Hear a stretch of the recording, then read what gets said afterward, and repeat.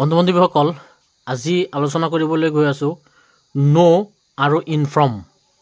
নো আৰু ইনফৰ্মৰ মাজত ডিফাৰেন্স কি বা আমি ইংৰাজী ক'বলৈ যাওঁতে কেনেকৈ ব্যৱহাৰ কৰিব পাৰি তাৰ বিষয়ে আজিৰ ভিডিঅ'ত আলোচনা কৰিম। প্ৰথমতে আহো নো। নো মানে জনা আৰু ইনফৰ্ম হ'ল জনোৱা বা অৱগত কৰা। আমি কওঁ জনোৱা বা অৱগত কৰা, সেইটোৰ ইংৰাজীটো হ'ল ইনফৰ্ম। আৰু জনা আপুনি নিজে কিবা এটা বস্তু জানে তেতিয়া হ'ল নো শব্দটো আমি ব্যৱহাৰ কৰিম। ঠিক আছে, এতিয়া ধৰক মই ক'লো মই ৰীতাৰ বিষয়ে জানো, সেইটো আমি ক'ম আই নো এবাউট ৰীতা। মই ৰীতাৰ বিষয়ে জানো। বাইক কেনেকৈ চলাব লাগে জানো, সেইটো আমি ক'ম I know how to ride A bike. মানে বাইক কেনেকৈ চলাব লাগে মই জানো। ৰাইড মানে বাইক চলোৱা। তাই খেলৰ নিয়মবোৰ জানে, সেইটো আমি ক'ম she knows the rules of the game. ইয়াতে থাৰ্ড পাৰ্চন হোৱাৰ কাৰণে নোৰ লগত এছ হৈছে। she knows the rules of the game. তাই খেলৰ নিয়মবোৰ জানে। এনেকৈ জনা, আপুনি নিজে কিবা এটা বস্তু জানে, মই পঢ়িবলৈ জানো, মই খেলিবলৈ জানো, বা মই দৌৰিবলৈ জানো, এনেকৈ আপুনি নিজে কিবা এটা বস্তু জানে, তেনেকৈ ক্ষেত্ৰত আমি নো শব্দটো ব্যৱহাৰ কৰিম। ঠিক আছে, এতিয়া আহিছোঁ ইনফৰ্ম শব্দটো অৰ্থটো হ'ল জনোৱা বা অৱগত কৰা। আপুনি কাৰোবাক কিবা এটা বিষয়ৰ বাবে জনালে বা অৱগত কৰাই দিলে, তেনেকুৱা ক্ষেত্ৰত আমি ইনফৰ্ম শব্দটো ব্যৱহাৰ কৰিম। ঠিক আছে, কিতাপখনে আপোনাক মনোৰঞ্জন আৰু অৱগত কৰিব।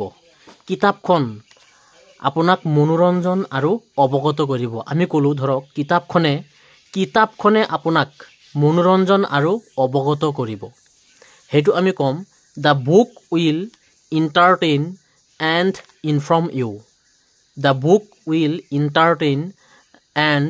Inform you. মানে কিতাপখনে আপোনাক মনোৰঞ্জন আৰু অৱগত কৰিব। আমাক এতিয়ালৈকে তাইৰ সিদ্ধান্তৰ বিষয়ে অৱগত কৰা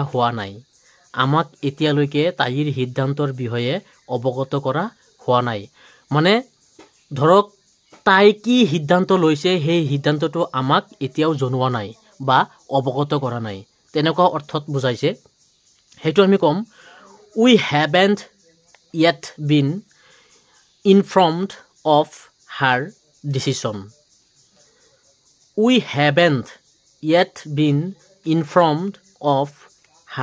ডিচিশ্যন। মানে আমাক এতিয়ালৈকে তাইৰ সিদ্ধান্তৰ বিষয়ে অৱগত কৰা হোৱা নাই। নেক্সট আছে যিকোনো পৰিৱৰ্তনৰ বিষয়ে আমাক জনোৱাটো আপোনাৰ দায়িত্ব।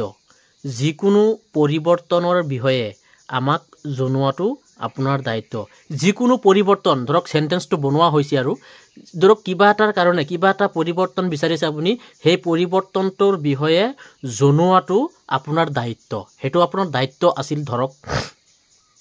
সেইটো আমি ক'ম it is your responsibility to inform আছ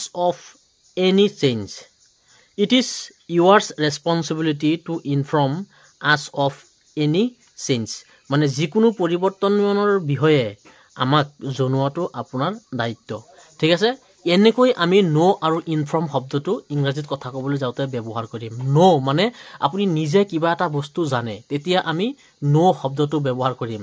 সেইটো বস্তু আমি এনেকৈ তেওঁ জানে বা তাই জানে, এনেকৈও আমি ব্যৱহাৰ কৰিব পাৰি। তাৰপিছত ইনফৰ্মটো হ'ল জনোৱা বা অৱগত কৰা। আপুনি কাৰোবাক কিবা এটা বিষয়ৰ বাবে মানে অৱগত কৰালে বা বিষয়টো জনালে, তেনেকুৱা ক্ষেত্ৰত আমি ইনফৰ্ম শব্দটো ব্যৱহাৰ কৰিব পাৰি। ঠিক আছে, ধন্যবাদ।